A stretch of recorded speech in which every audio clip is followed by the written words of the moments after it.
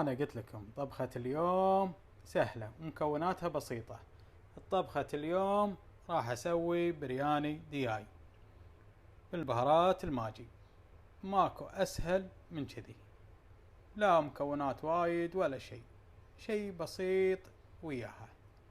راح أضيف وياها كعبات ماجي هذه الدياي، وعندي هني بصل قليته بالزيت، كزبرة، وهني حق الدقوس ثوم، معجون طماط حطيته بالخلاط، زيت الزيتون، ملح، والعيش المنقوع، والدياي دياية واحدة مقطعها على 4 أجزاء، شايل منها الجلد. قاعد أفوحها الحين بالماي عشان أسرع الطبخة. خل نشوف شلون طريقة تحضيرها. الدياي قاعد أفوحها بالماي، شلت منه زفرته وقاعد أطبخها على الماي بدون أي إضافات، بدون شيء. كذي الحين عندي استوى الدياي. عندي بالجدر هذا عشان أشغل العيش أحط ماي، ملح،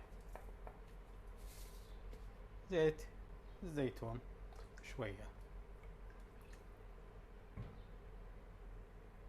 بس. انطر بس من يتفوح الماي، انزل عليه العيش نص استوى، وبعدين اشخله من الماي. الحين انزل العيش. الحين نزلت العيش، بس انطر اعطيه 5 دقايق 6 دقايق كذي نص استوى، واشخله من الماي.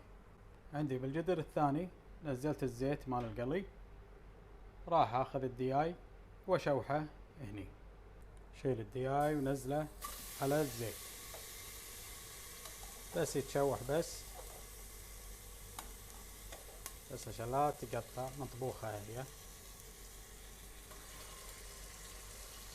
خليها بس تشوح بس، تشوفونها تغير اللون من تحت. راح انزل عليها البهارات، سكر عليه كم دقيقة بس كذي. اشغل العيش من الماي، يصير عندي العيش المشغول. هني حق الدقوس الزيت زيتون ومع الثوم بس، والطماط ومعجون الطماط بس. هذا الدقوس، وماي حار وملح، واحلى دقوس. تبونه مع البرياني دقوس، تبونه مرقة، اللي تحبونه. الحين انزل اللي هي البهارات الماجي عليها.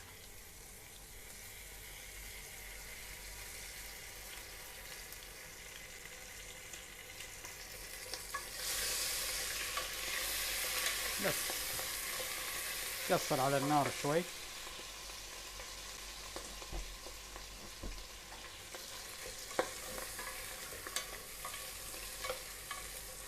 خليها تاخذ من البهارات، واحط مكعبة ماجي.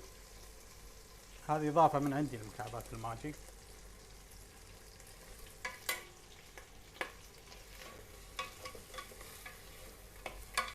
الحين اسكر عليه بس دقيقتين 3 دقايق، وبعدين اكب عليه العيش. الحين راح انزل العيش المشخول.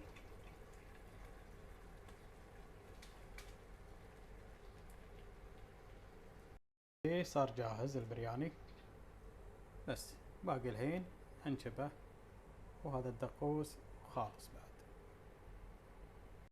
الحين وقت النشاب شلون ناخذ كذي من تحت ونزله بهذه الطريقة.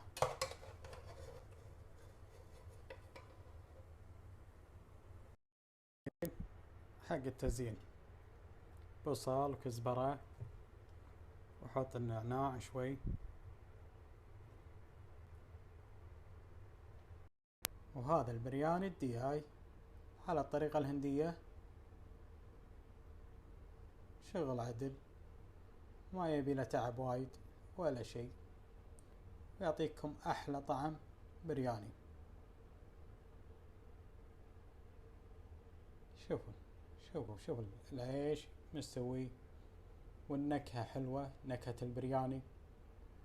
وعد التزيين، كل واحد شلون يحب طريقة التزيين البرياني.